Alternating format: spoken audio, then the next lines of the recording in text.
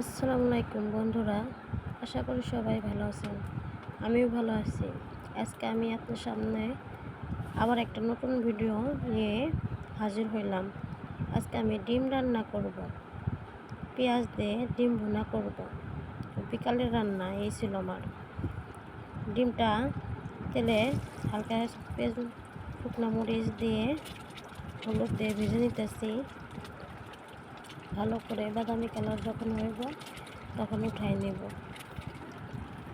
আর আমাদের ভিডিও যাদের ভালো লাগে প্লিজ তারা আমার সাবস্ক্রাইব করে পাশে থাকেন।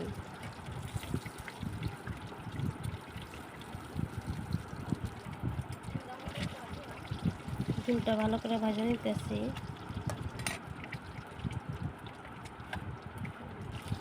আমার ডিম ভাজাটা হয়ে গেছে, এখন উঠাই নেব।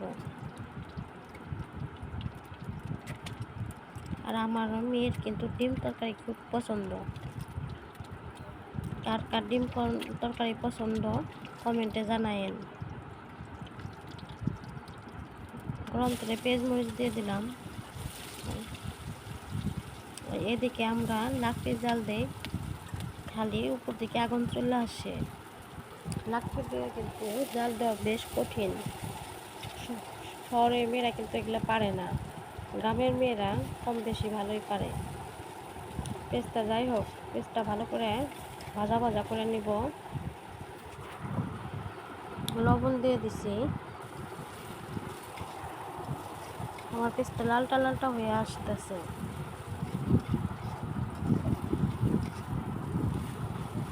পেঁয়াজটা ভাজা ভাজা হয়ে আসলে এর ভিতরে একে একে হলুদ, মরিচ, জিরা, আদা বাটা এগুলো সব দিয়ে দিব।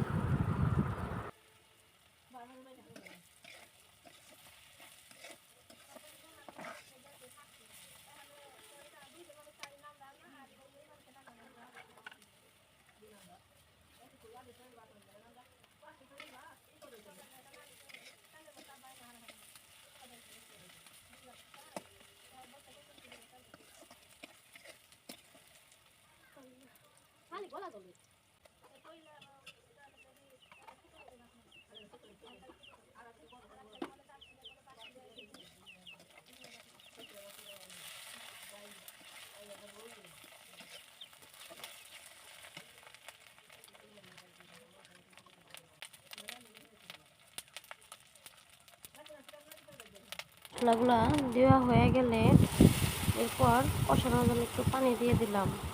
মশলাগুলো ভালো করে কষায় নেব। আর এই দেখেন কি পরিমাণ ঝাল জ্বলছে আমার। আমার মশলাটা ভালো করে কষানো হয়ে যেতেছে। এটা ভালো করে কষায়, যদি উপরে তেল ছাড়ে তাহলে বোঝা যায় যে মশলাটা কষানো হয়ে গেছে আমার। ডিমগুলা দিয়ে দিলাম। আমরা মানুষ 3 জন, সেজন্য 3টা ডিম রান্না করছি।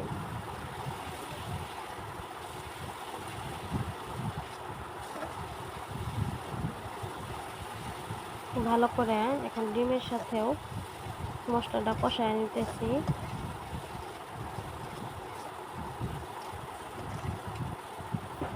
কষানো শেষ, এখন সুরা দিয়ে দিলাম।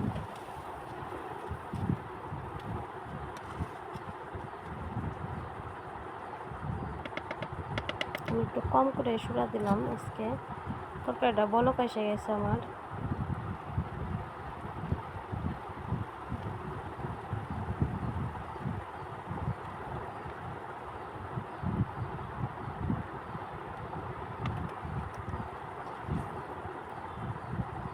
ডিমগুলো একটু সিদ্ধ করে দিলাম যাতে বাইরের ডিমের একটু ফ্লেভার আসে। আমার তরকারিটা প্রায় হয়ে আসছে।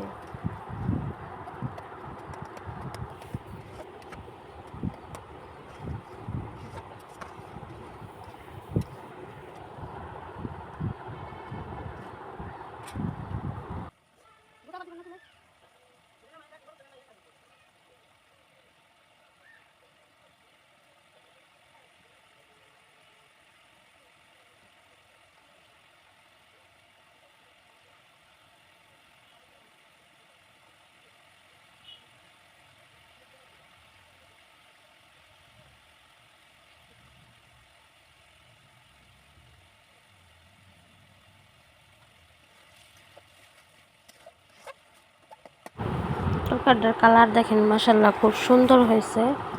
আমার তরকারিটা হয়ে আছে, এখন নামাই ফেলবো।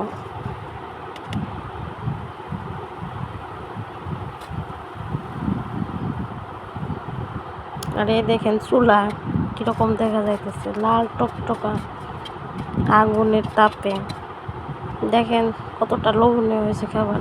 যাই হোক, আজকের মতন ভিডিওটা এটুকুই। আপনারা সবাই ভালো থাকবেন। আল্লাহ হাফেজ।